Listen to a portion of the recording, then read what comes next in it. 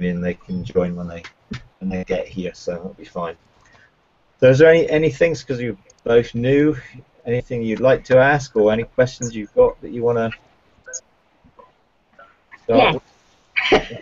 I think oh gosh, I had problems at the beginning connecting to it because of my Apple laptop. Yeah, I got around the problem, but then I think I started in the wrong place. I started watching the videos. All right, yeah. And I wasn't supposed to start there. Is that right? I was supposed to start in the other place. So yeah, yeah. On that is, on the diagram where there's the sort of the 4 boxes and that thing. Yeah, the best place to start there is up in the top left-hand corner with the blog posts about the Joshua generation and the Joshua generation teaching, and then follow the diagram around with there's teaching on inheritance and there's teaching on destiny, and then it goes to the videos, which is the preparation stuff at the end before then it'll go to the next thing. But in a sense, it's not. That's just the logical place to start. I really didn't know. So I've listened to those videos, and I've been listening to the ones about the slave and orphan mentality. Right. Yeah.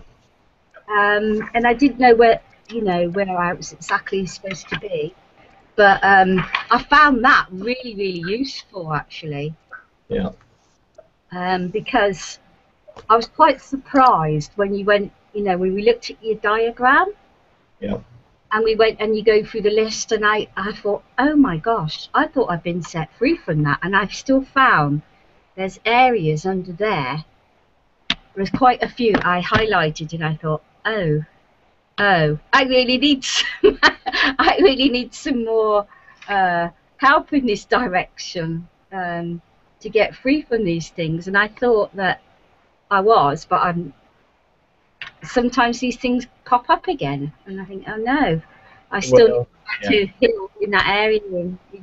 There's different levels. I mean, I think when it comes to transformation, there's different levels that we go through, that God unveils things and shows us things at different times.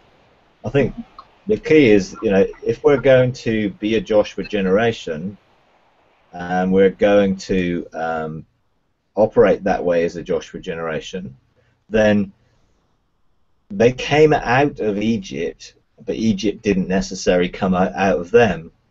And so they were set free from slavery, but they still had a slavery mindset and a mentality which kept them from their full inheritance as sonship with God. And so they came out with all the gold, but they didn't know what to do with it. So they needed to learn how to know themselves, know their identity now, and that their identity was not slaves, although they behaved like slaves. And in slavery, you want someone else to tell you what to do and do everything for you. So a slave gets food, but it's provided by the slave master so that they can work hard. The whole everything about a poverty mentality and having a slavery mentality, in that teaching, I sort of go through different aspects of how we can identify that in our life now. Because when we come to the choice about entering into the fullness of our inheritance, you don't want to get to the point where the children of Israel got to the promised land and then said, we don't want to go in. When offered our inheritance, we have to take it, and it will be those slavery mindsets which stop us. If Joshua and Caleb were like, they were like, this belongs to us, this is our inheritance, we can go in and possess this, and the others were like, oh, there's giants, there's problems, we can't possess it. And the reason they couldn't possess it is they didn't know who they were, and they didn't have that spirit of sonship operating in their lives that they could then fully function in the fullness of their inheritance. Now, that was a piece of land they were looking to, but for us, our inheritance is the fullness of kingdom government in sonship, bringing heaven to earth, engaging in the spiritual realms. If we don't know who we are and our identity as sons, then our soul will keep us from fully engaging in the realms of heaven, because we won't feel worthy, we won't feel good enough, we will feel fearful.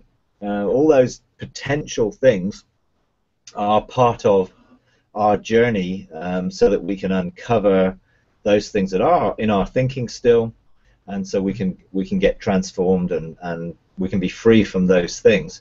So what tends to happen is when we begin to engage in something new, whatever the enemy's access points are, he'll tend to use them.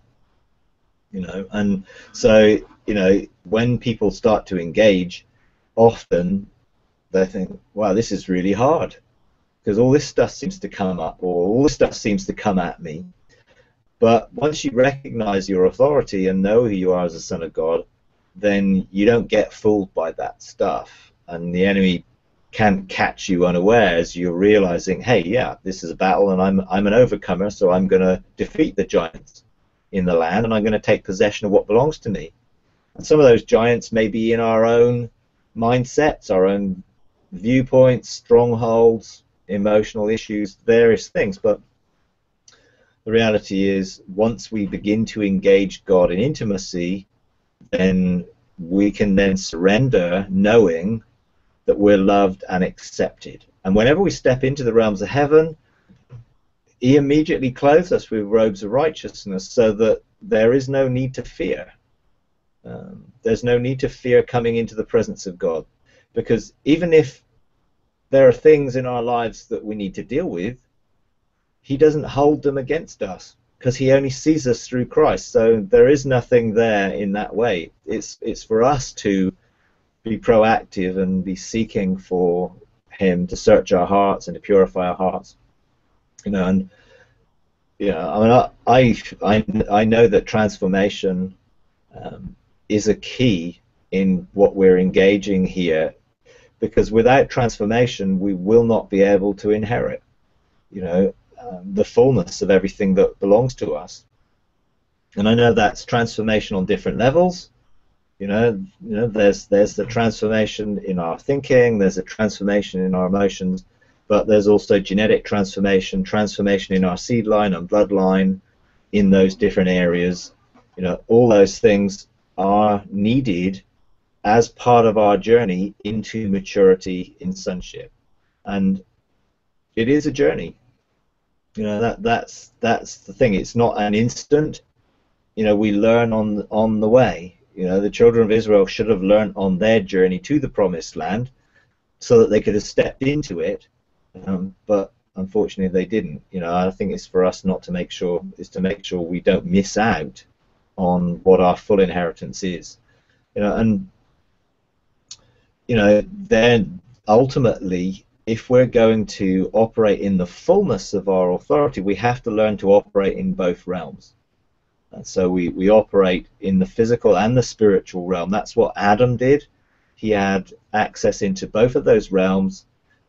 And if we're going to be restored to original condition and beyond, into what Adam would have been if he had not have messed up, then we've got to be seeing that it goes way beyond our imagination or thinking into the destiny and the eternal destiny that God has for us, and all the things he's written about us in our scroll. We learn to engage that.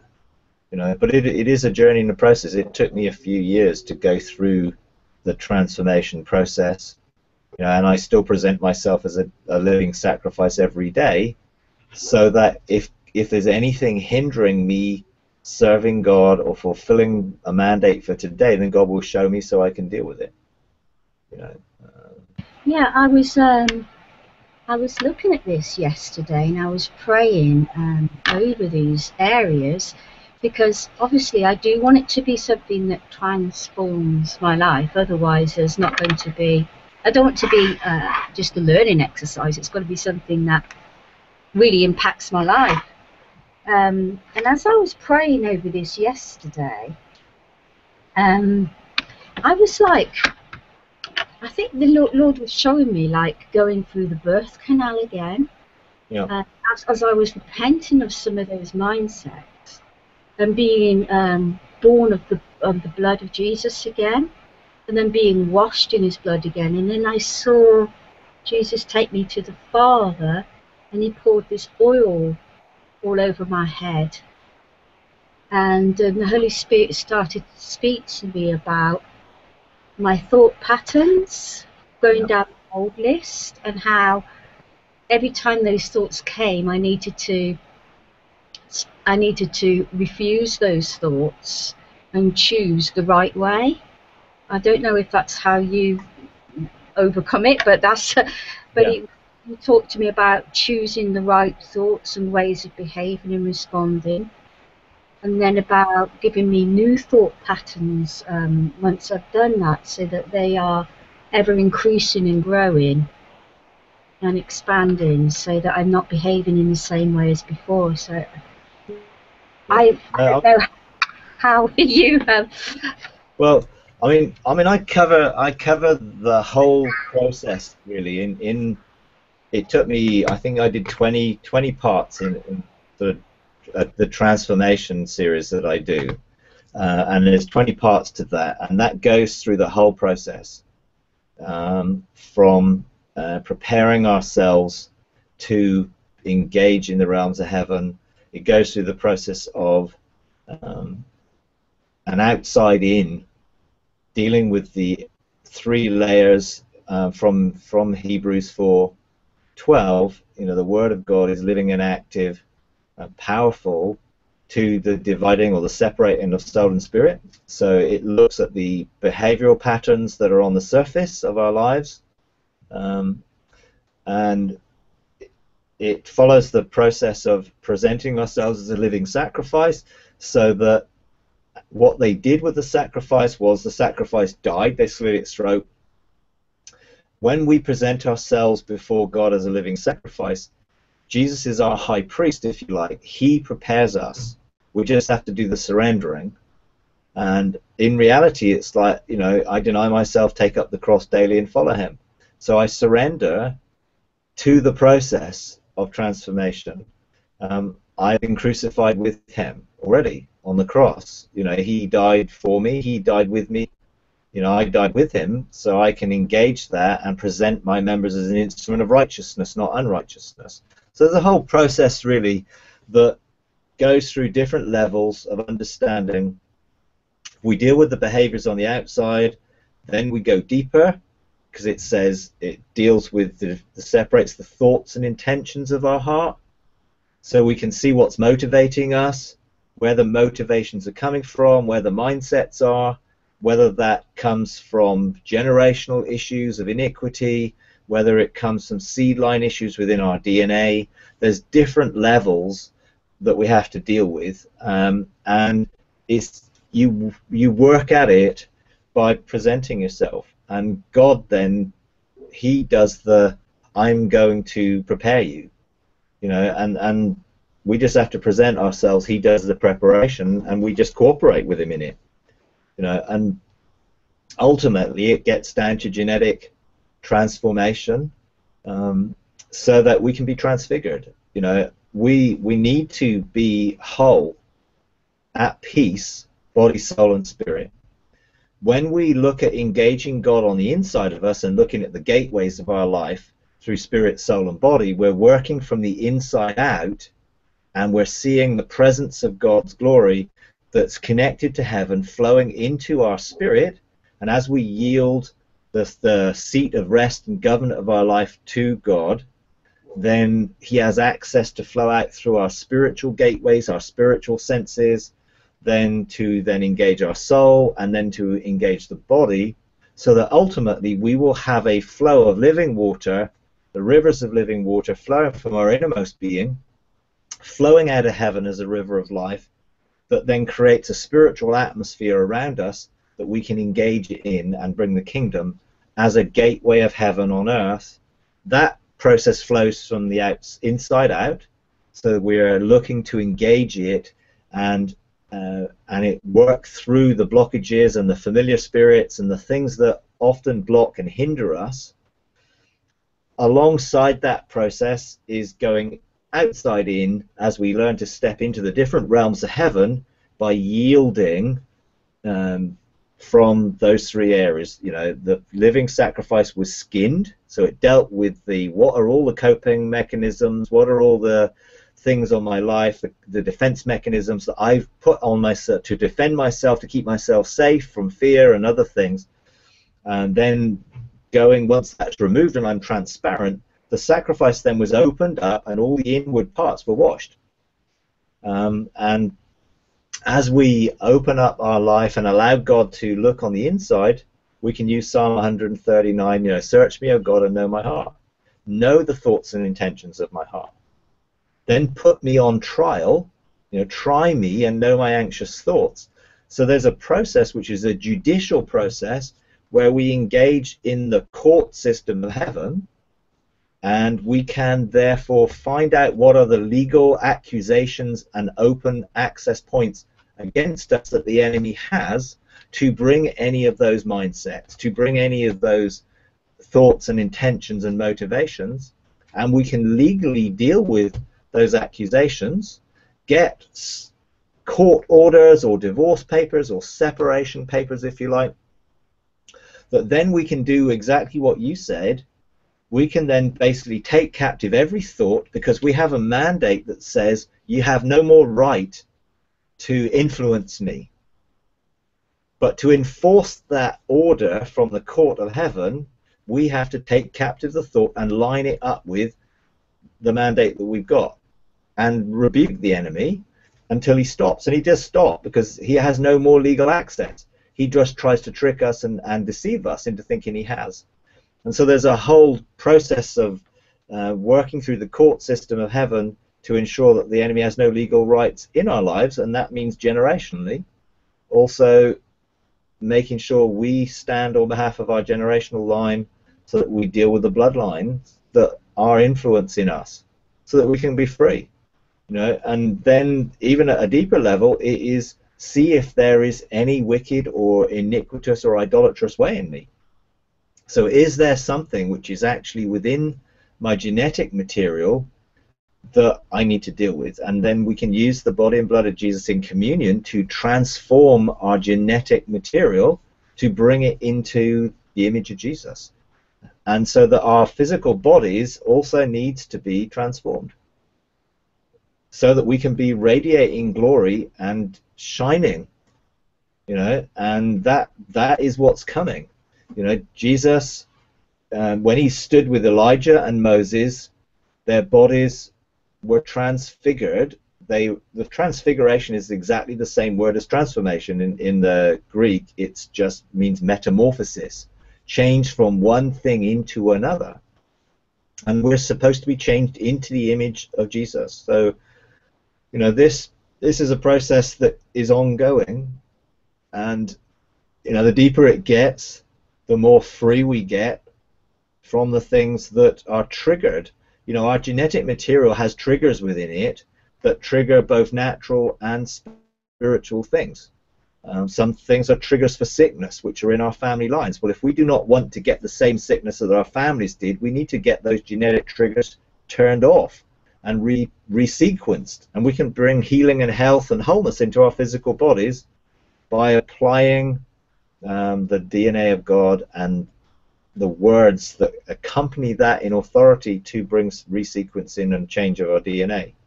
You know, so we don't need to be sick, because ultimately we should live in health. So. You haven't covered the court system yet, have you?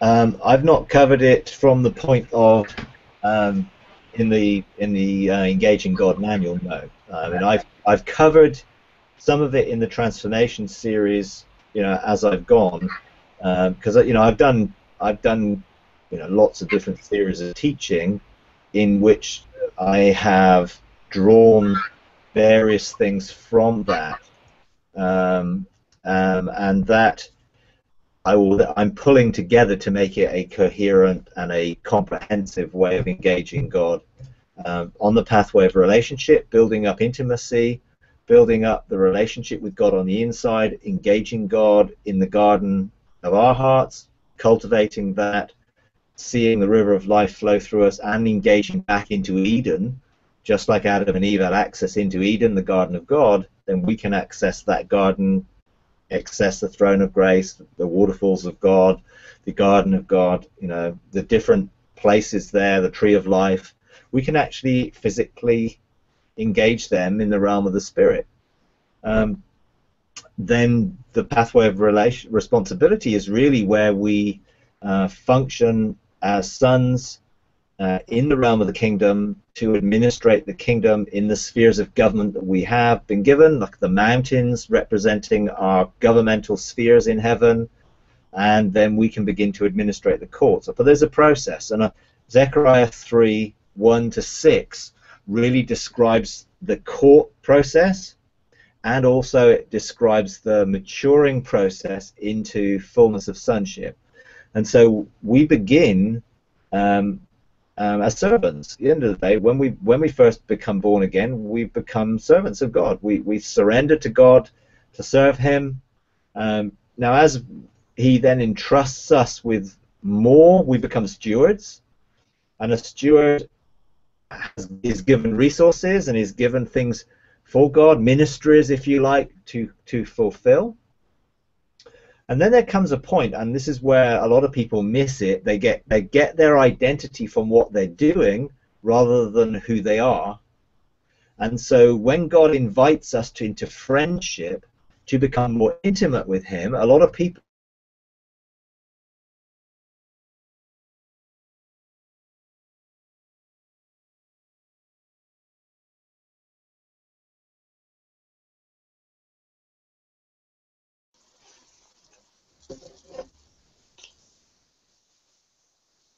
Oh, what happened? He's gone.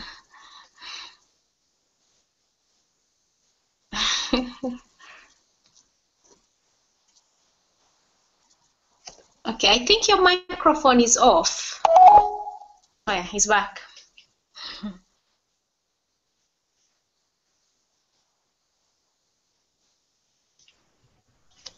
Oh yeah. I got thrown. Don't worry about it. Yeah.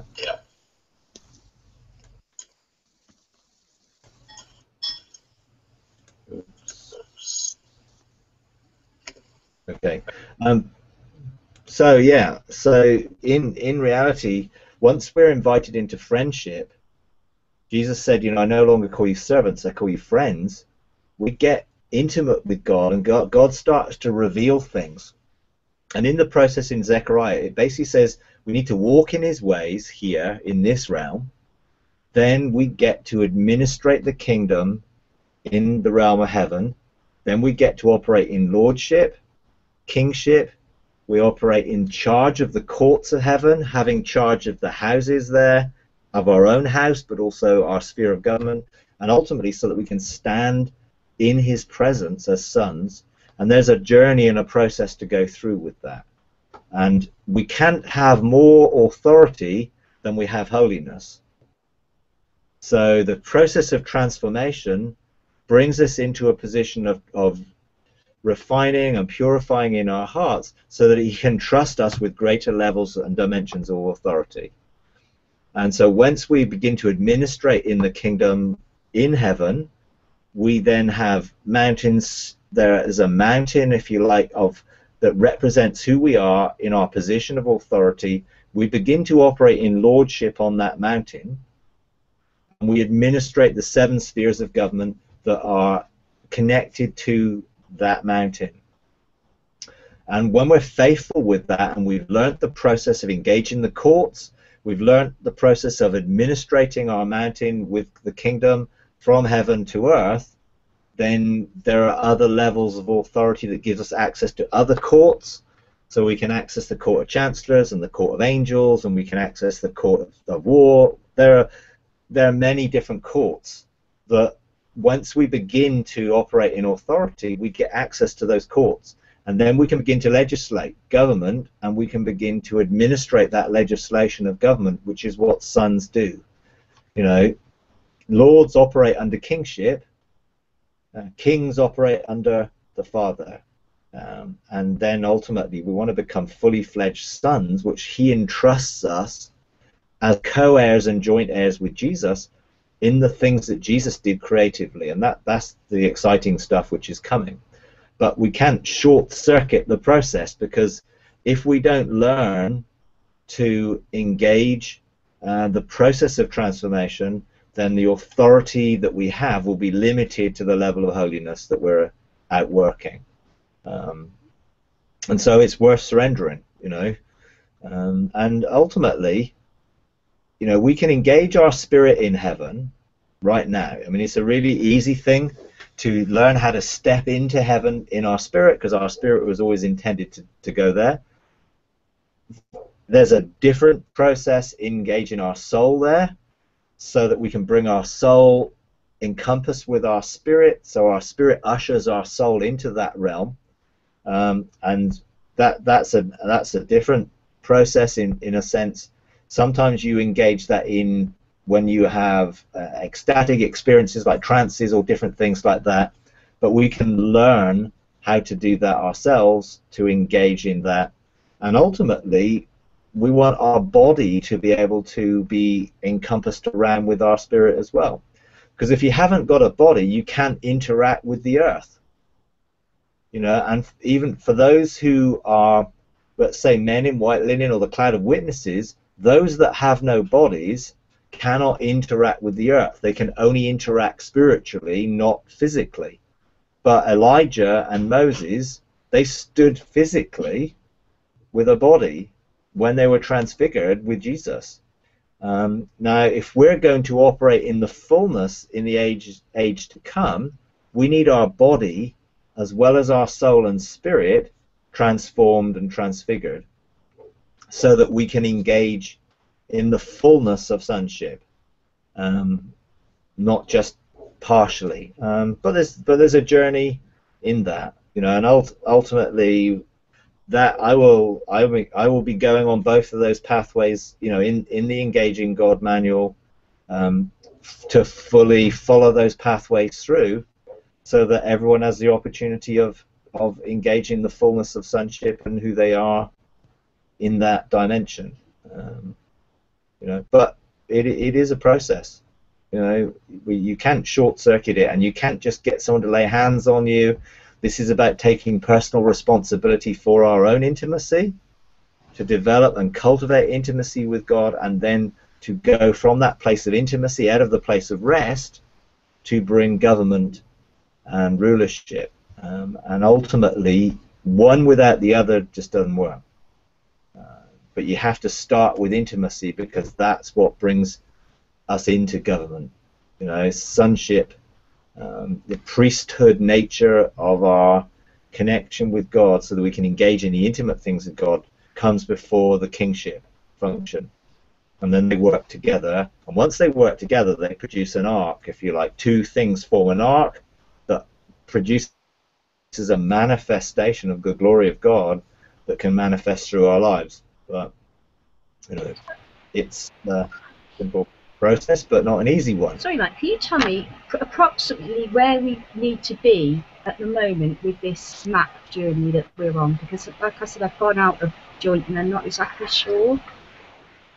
Okay, well, there's no time scale. Everyone's free to take their own time, however long it takes to engage. Okay. And so, you know, you don't have to rush. Some people could do it in a month, 6 weeks. Some people could take 6 months. There's no problem with that, because it's not a race; it's a journey.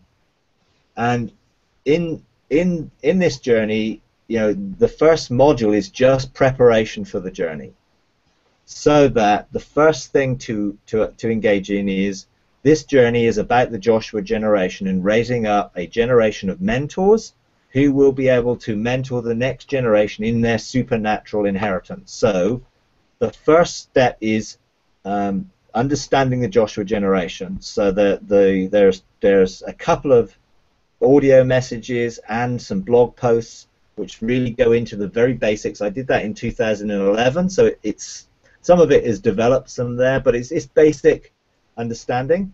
Then the next step is to do the inheritance teaching, which is about corporate inheritance, who we are as a Joshua generation, and then that really is the inheritance message that goes into various teachings about the Joshua generation, but goes in greater depth. You know, what I did in 2 sessions, I took 15 sessions or something to do. So I go in greater depth in that, and then once you have an understanding of that, is going on to personal destiny, which is the Destiny series, which is very much about knowing who we are and knowing our identity, looking at the slavery to sonship stuff. It looks at redemptive gifts. It looks at the reasons why we don't get our identity and we don't get our destiny, and how we discover what our destiny is.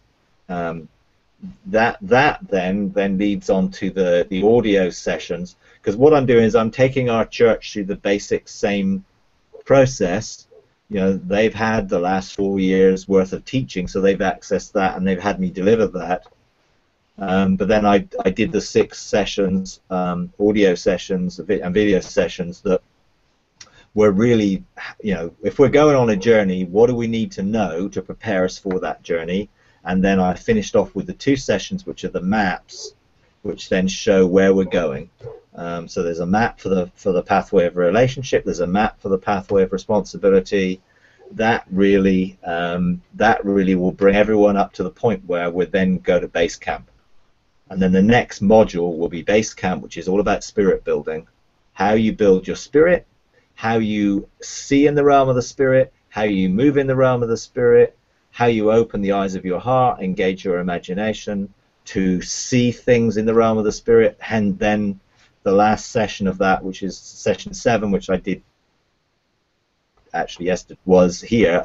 That is about how you open the eyes of your spirit so that you can see into the realm of the spirit, and you can see into that realm around our lives, to see the angelic realm and to see into the realms of heaven. So how to see the unseen. So that really is just building our spirit to a point where then we can go and start the journey. And then the next module will be first love, how to engage in our spirit and engage God in our spirit, and then develop the pathway of relationship. So however long that takes, it takes that long. And what I would encourage people to do on this process is don't skip parts of it, don't try and shortcut, make sure it's a lifestyle. And so, when you began to look at the issues of slavery to sonship, it threw up some issues. Don't move on to other things until you have those issues worked through, and then move on. So it becomes a lifestyle that we're living, not just a set of rules or a manual to follow without the relationship that comes with it. And for some people that may take much longer than others. Some people may have started at different stages on that. So that's why I wanted everyone to come up to speed, so that everyone at least have the basic teaching, so that everyone knows where we're going, why we're going there, and then we will look to engage it. So that my encouragement would be work it through until those basic things become something that you are living, that you know your identity, you know your destiny in part at least, and then you're going to look to pursue it as we go on the journey, if that makes sense.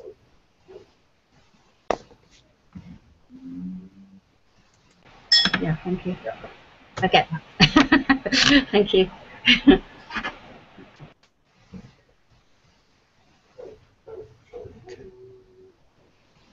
Have you got anything, Caroline, you want to ask?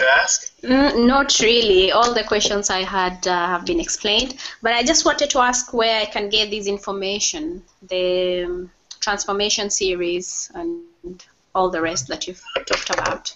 Basically the transformation series is is on our website, on our resources website, which is, there's a link to it on all the YouTube videos, but it's www.freedomtrust.org.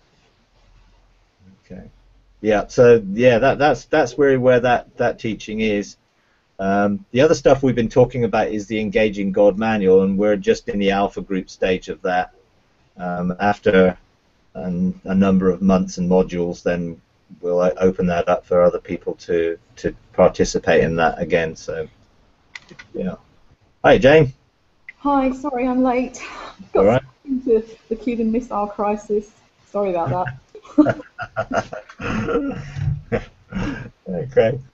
Yeah. Flow. I had to let my flow continue until I finished the PowerPoint, and sorry about that. So, good to see you. Good to see you, Ruth. Hi, Caroline. Okay. Hello. I was on mute. Nice. Okay. All right. Oops. Yeah.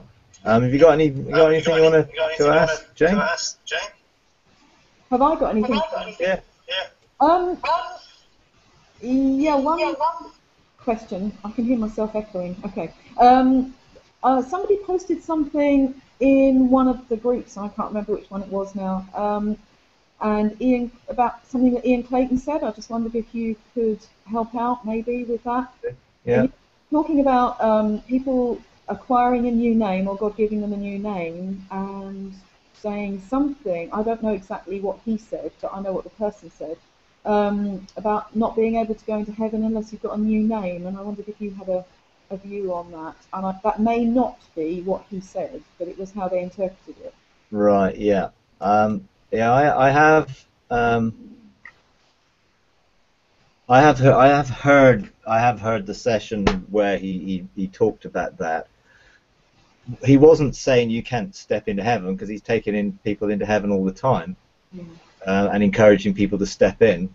What he was really referring to is the fullness of our sonship, and the name that we're given in our destiny scroll. Effectively, you can only engage sonship to the level that you are living in the revelation of who you are. So the name really is the identity. Is it a new name or is it an old name? Well, the reality is it's a name that God has always given us.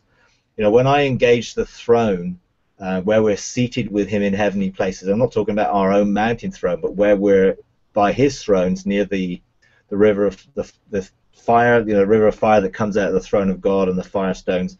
Our throne is there. There is a name on that throne that is a name that is given to us by God. It's not our just English name, if you like, or it is a name that God refers to us in our destiny and sonship. And if you don't know that name, then you can't function in it. And that's really what I think Ian is trying to get at. Otherwise it's like no one would be able to engage in heaven where you would learn that name, because that's where you get it. So so in a sense it's the same, this same journey process. Once we engage in lordship and we start to administrate the kingdom and we understand the nature of that function, then there are deeper levels, if you like, of authority that we get released in kingship and sonship, in legislative things. There are other names that are associated with our function. I wasn't called what I'm called now when I first started stepping into heaven. I was just finding out what it was, learning where things were. I was just discovering all these things. And in some senses, I'm called by God to be a forerunner, to experience some of them, and then hopefully to be able to pass that on. But, I know much more clearly my identity and the name I've been given by God at present that represents the function I'm presently functioning in. And that's part of the understanding, is knowing my function in the kingdom, and there will be a name that's associated with that function. You know, I doubt whether Ian, when he first started, was fully aware of all the things he knows now either. So in a sense, there's a journey of discovery where we discover who we already are. You know, and it's like, what were we in the heart of God before the creation of the world, so that we can see what as it was, so that we can bring that into what it is, and then the future was yet to be written into what it will be out of what it was. And so we will begin to establish the future out of the revelation of who we were in the heart of God in eternity, and then we will change it. You know, it's like there is a future ahead. In one sense, has it been written yet? And this is where time and the timeline and, you know, what does it actually mean? You know, I know Ian talked about no one can see past, you know, December the 20th, 2012, because the new order has started. Well, that means that we have to bring that into being by engaging in the desire of God's heart for us as an individual, as a child of God. That encompasses our name, and our name will encompass our function. So, you know, that's how I see it, really. Okay, thanks. That's really helpful. Yeah. You know, because people can get really paranoid about it. Oh no, I don't know my name. I can't go in. Well, that's just the enemy bringing fear and confusion, trying to twist something to stop people engaging. You know, because, you know, Ian does exercises all the time where he encourages people to step in and practice stepping in. Well, by practicing stepping into that realm is where we learn to see who we are. You know, by going into that realm beyond the veil. You know, that's the whole nature of going through the veils into the realms of heaven, so that we can begin to engage around the presence of God, see our identity within the four faces of God, and how, as an order of Melchizedek person, that I can manifest the presence and glory of God on the earth. Yeah. I mean, it's really difficult, because sometimes things can easily get misinterpreted, you know. And when I heard Ian talk about it, I didn't interpret it the way that was interpreted. But then I already have got an understanding of my name, I guess. So I wouldn't see it that way. I think that's a really important point, because if you don't have a grid or some kind of context for understanding the language that he's using, it makes it very difficult to actually engage with it fully, and as you say, it can be so easily misinterpreted, which is one of the reasons I asked the question, because I thought I didn't take it that way fully either, but a couple of people have mentioned it to me, and I thought, no, I'd ask you about it, so thanks, that's really helpful. Yeah, I mean, yeah, I think the language that we use, it's so easy for us to assume, because I'm talking this language all the time with people all over the world, that everyone understands what I'm saying, and that's why I try and make it basically understandable. But I'm probably using language, lingo, terminology that some people don't understand, you know, and hence I think we need to build up a glossary of terms that anyone sort of taking this process can just actually look at and think, oh, that's what they mean when they say that. You know, that's what they mean when he talks about a mountain, or talks about a throne, or talks about, you know, the firestones, or the seat of government, or the court, the mobile court. I mean, there's so many terms that if someone knew it, they wouldn't necessarily understand what you're saying. You know, we're talking about a mandate, or a scroll, or destiny, even terms which now are just so familiar. It's not necessarily familiar to everybody, and so we've got to try and use language and terminology which people can understand. And you know, those listening to Ian for the first time and things like that will struggle with some of the terminology. you know, and you know, he's got some new catchphrases that he's using. I listened to the live streaming over the weekend of the stuff that we're doing in the US. Found it really interesting, with David Vancouver and Justin Abraham with him there in the sort of 3 generations of grandfather, father, son, and stuff they were doing there, you know. And you know, I found it really interesting. Some interesting question and answer times. They did a round table around a table stuff. Really interesting stuff. You know, if anyone went into that level of information, having never heard him before, I can imagine they would be absolutely lost and confused. Because, you know, he's been at it for 30 years, so he's not really talking basic language any longer. You know, because he's looking to move people on into their identity in sonship. Therefore, he's engaged in a role as chancellor. You know, and his role in chancellor and oracle and different things. You know, even his terminology has totally changed. You know, and he's using terminology which I've not heard him use before. Not recently, anyway. So even that, then you have to then think, oh, what does he mean when he talks about son and king, you know, and priest and oracle and, you know, different things? I mean, what do those things mean? Are they tied up with something that we already know, or are they something new? You know, what is an oracle? Is that actually the prophetic nature of something, or is it something different? You know, and I think we have to keep on top of the game, really, because, you know, I know there will be questions about some of the things that have been shared. You know, with David Vancouver in there, you know, he's very much into technology and frequency and quantum understanding of things. You know, Ian described quite a lot. Justin managed to get him to talk about the future in 2057 and stuff he saw. You know, which I imagine will be quite interesting to a lot of people, but will probably blow their grid. Yeah, totally blow their grid of reference. You know, but I do like the fact that, you know, he's now talking about making sure we engage the body, and to bring the body into wholeness, and to bring the body into health, and to bring the body into transfigured order, so that we can engage our body in everything we're doing. And we will begin to radiate light on the earth.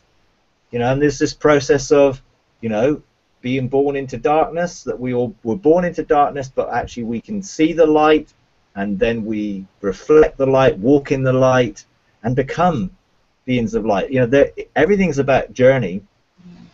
And, you know, and there are some people who are radiating light right now on the earth. You know, sometimes sporadically, and sometimes those, you know, who are living for 400 years, you know, they are already translucent and radiating light. Now, that can either frighten us or inspire us to, hey, that's my inheritance, to be a radiator of light. And the reality is, you know, we have scriptures to back it all up. We just have a completely different grid reference for understanding those scriptures. You know, arise, shine, your light has come. The glory of the Lord has risen upon you. Well, actually, that's exactly what's supposed to happen. You know, let your light shine before men, so that they will see your good works and recognize your Father in heaven. Well, people have not interpreted it literally, because they didn't have a grid reference that we were actually supposed to shine and radiate creative light to bring transformation to things around us. You see glimpses of it with Peter's shadow healing people, because he was radiating and therefore produced a shadow. But again, if you haven't got a grid, you don't interpret the scriptures like that. I mean, basically, my whole understanding of normal scriptures that I would have seen one way is totally changed. And I'm just, every time I read the Word of God, and that's why I don't read it an awful lot. I meditate into what I carry within me, and then God really takes me into something new in the Word of God, and I suddenly find a whole load of things I'd never seen before, which then gives me responsibility to have to work them through, understand them, be able to pass them on, and I can't cope with masses of it. because I've got so much I'm already called to do. You know, but even the other day, I mean, I was reading about Paul in Colossians saying, you know, I'm absent from you, but I'm present in spirit, and I can see what you're doing. Now, I would have not actually interpreted that Paul was able to relocate in the spirit and see them and see their testimony. It would have just been, well, that was just referring to the fact that he could see what they were doing, but not really. But the reality is, he was able to do that. So he was able to visit the churches in the spirit, even though physically he wasn't there. And he was able to see their outworking of the teaching he gave them and their testimony of it. Lots of scriptures really which just need a total reference point change if we're going to embrace them and live them. But it's good fun. You know. That's a good one. I'll go and look that one up now. But you know, it's true, isn't it? You know, it's like, well, let your light shine before men. Yeah. Well, no one would have interpreted that as actual creative light coming from your spirit being to create an atmosphere of light around you so that people can engage in who the Father is, who is the Spirit, who is light. You know, so that they can engage in heaven because they're experiencing heaven around our lives, radiating from us as shining ones, if you like, you know, because we're supposed to arise and shine. You know, it isn't just allegory, it's actual reality, and I think that's the difference. You know, so many people who said that they literally interpreted the Bible, and they sort of, yeah, I'm a literal interpreter, but don't literally interpret it at all. They spiritualize most of it. Okay? And things like that has been spiritualized because there was no reference point to us shining. Now we're starting to reclaim the reality of what the word really meant. You know, we're supposed to be the light to the world, it says. Well, actually, yes, we are. But in a totally different way in which that scripture has been prepared. You know, because it would, well, if you're a light to the world, people will just be able to know that there is a God because of your testimony. Well, there's an aspect to that, but actually we're supposed to be, as sons, carriers of light, and therefore bringers of the creative light of heaven onto the earth to transform the earth into the pattern of heaven. That was Adam and Eve's role. It's still our role. Yeah. Yeah, I mean, I must admit, I do feel sorry for people who would go to an Ian conference and have never been before, in one way, because I think, oh, what must you be thinking if you've got no grid of reference for this stuff? You know, I'm just thankful I've got some reference for some of it, but even so, you know, some of the things that are said stretch me to think, okay, I need to understand and engage with where that's going and what that's talking about, and then equate it to my own personal experiences. Because part of the problem is people use different language to express the same thing. And so when someone says something, you may well have already experienced it, but they're expressing it in a language that you don't relate to. So I know Ian and Justin were talking very much about engaging the fire of God and then engaging the flame of God. And that you need to engage the flame of God if you're going to go into a different dimension.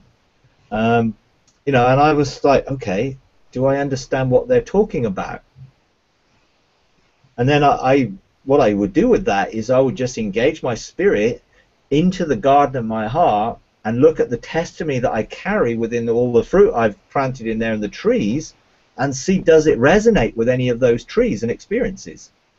And then that resonance will give me, yes, I've connected to that, and this was the experience that they had, that they're describing as the flame of God and the fire of God.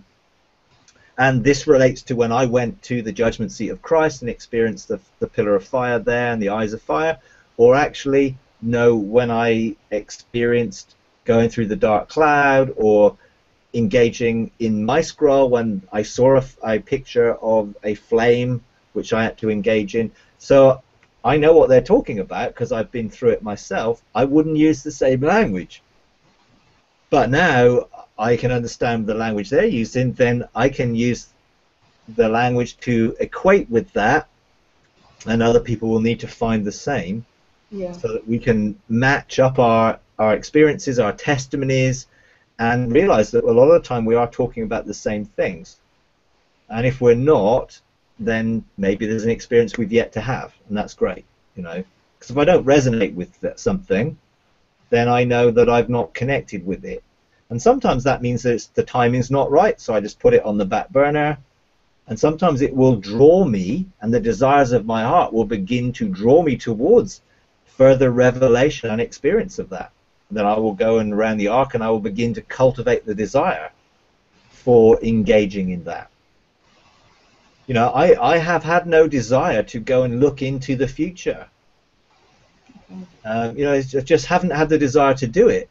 Now, Ian went into 2057, saw some things where there are different power sources, there are different things that are going on, and then he will use that to help guide people, I guess, into how we're going to outwork that.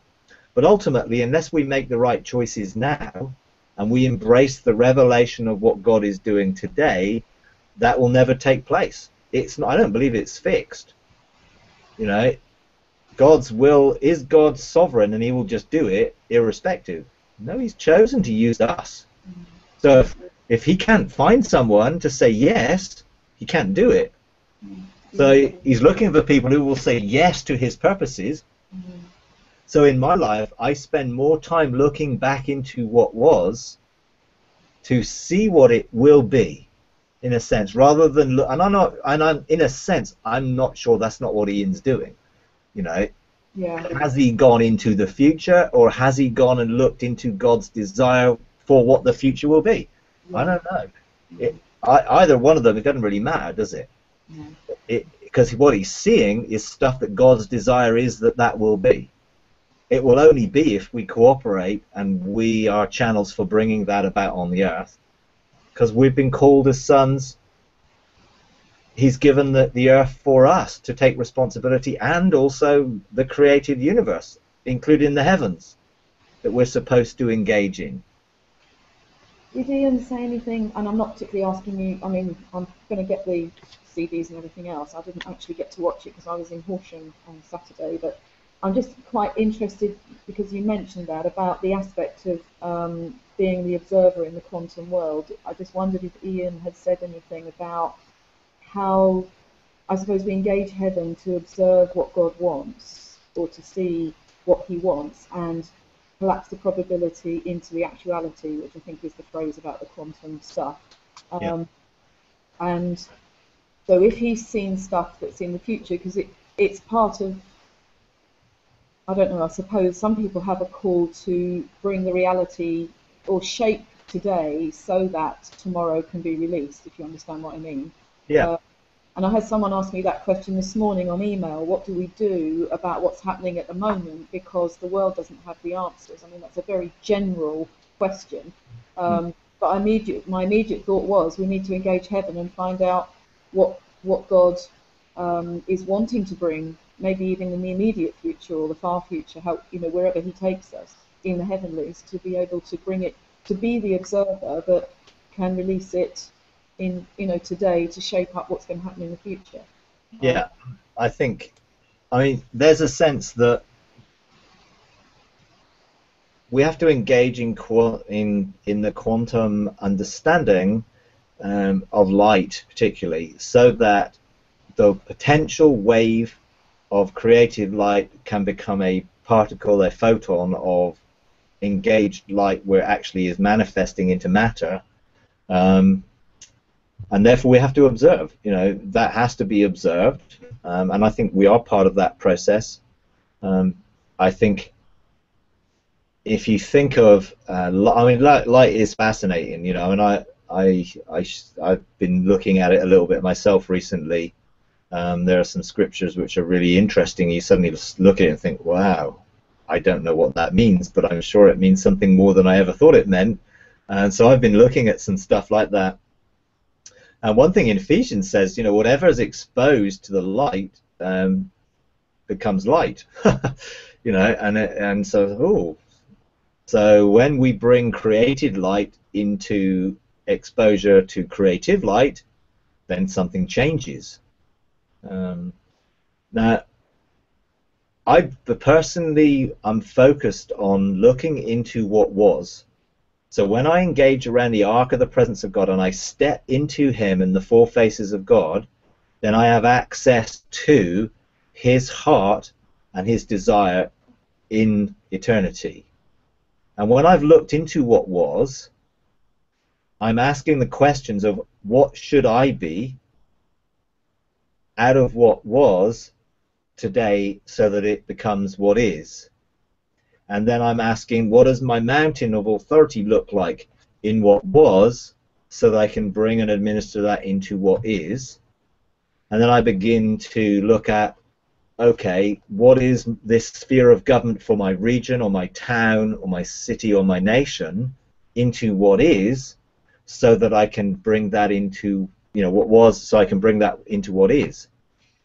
What will be will come out of what we bring into what is, because we can only manifest it into today. Yeah, yeah. Tomorrow is a new day, which enables us to go back into what was and bring that into tomorrow, and begin to shape it. Now, you know, everything that we would say is prophetic must come from before it's ever happened. So does that mean it comes from the future, or just comes from out of eternity, which is always now? You know, so there are even questions around that, which I think people have probably been looking for. Well, that must have come from the future. Well, if light is faster, creative light, then in a sense it is always going to be future, because it's always faster than the light's going here. But in reality, if that is coming out of eternity, then eternity is actually all now. So it actually is all now in God. And there are people who have views of multiverses, and that every possible decision people make can create an alternative future, and they all exist in potential, and only when we observe or make the decision does it come in actuality. And that again is a sort of a quantum understanding that our decisions do have an effect on everything. So I think the problem is people get caught up with the current events of the day and actually become fearful of what is going on, rather than realizing that we are responsible to bring about God's purposes into today, and that means legislating. And I think those responsible for the spheres of government, that the things are going on in today, should be learning how to legislate those things. But you can only legislate them according to the destiny and the purpose of God. And so some of the things that are happening today may be in the purpose of God. We don't know. Until you know what God's purpose is, how do you know that he's not using certain... I mean, if you look back into the Old Testament, would you have done the same things that God did? I wouldn't, because I'm not God. And I would have, out of my humanity, and I wouldn't have wanted to wipe out that nation or see that happen, or see the whole earth basically flooded. It wouldn't have been a solution I would have chosen. So what makes me think I might choose the right solution for what's going on today, without actually being able to look into what God's will and purpose and heart is, to ensure that I'm operating according to the Spirit of the Lord, who positions me for that government, and that I'm coming out of God's purposes, not my own natural understanding. And I think so many people try to intercede and pray beyond this side of the veil, so that they're praying in their own natural understanding, out of their own emotions and out of their own heart, which is, I'm not saying it's wrong, I'm just saying it may not line up with God's purposes, who works all things together for good. You know, it's like, it is through different trials that we come into the kingdom. So it isn't as straightforward as like, okay, oh, there are a whole lot of bad things going on, we should stop them all. Well, some of those things God may well be using, even though he didn't create them, or in a sense, but he's using some of the things that are going on right now to further his purposes, because he's given us authority. So if we exercise that authority wrongly, what's he going to do? Okay, recorrect it and change it as if it never happened, or actually use what happened and then bring something good out of it, so that that can still actually bring about his purposes, even though it wouldn't have been his actual first intention. You know, I'm sure it wasn't his intention to see everything that happened in the Old Testament, but because man made choices, like Adam and Eve and all the people who are associated with, you know, the fallen angels and the different thing, they made choices that had consequences that then had to be outworked, and God has used some of those things.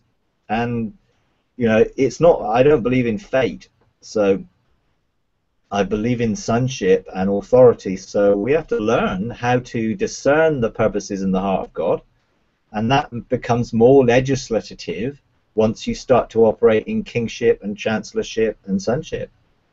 You know, it's less legislative when we're operating in lordship and we're really looking for a mandate from him each day to do what we need to do, rather than legislating things. You know, there, as Ian talked about over the weekend, you know, the 9 tectonic plates and the fact that the giant races still actually are functioning in those. He has not legislated against that yet.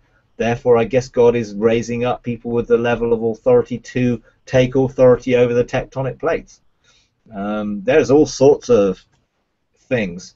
You know, well, if we're not functioning over the tectonic plates, then there's a level of authority that the enemy has in bringing certain things. I know the Galactic Council put limits and boundaries over certain things. You know, but we're talking about a totally different level of governmental understanding, and most of us are just learning how to operate in lordship. Once you begin to function in kingship, and particularly in the whole chancellor's sort of engagement, then things change, you know. But it's a journey, you know. We're not going to get it all in one go, and we have to learn. You know, it's a learning process for us, renewing the mind so that we think differently about these things. That's the key to all this. You know, if we do not renew the mind, then we won't be able to see things from the perspective of heaven. So yeah, there we go. Thanks, Mike. That's really helpful. Thanks. Okay. I will listen to the bit about the what is, what was, and what will be again, just to get my head around some of the words. But yeah. Yeah. I mean, I have spent, you know, quite a lot of time cultivating that in my own life, engaging in intimacy, looking into, asking questions about what it was. You know, what would the world look like if there hadn't been sin?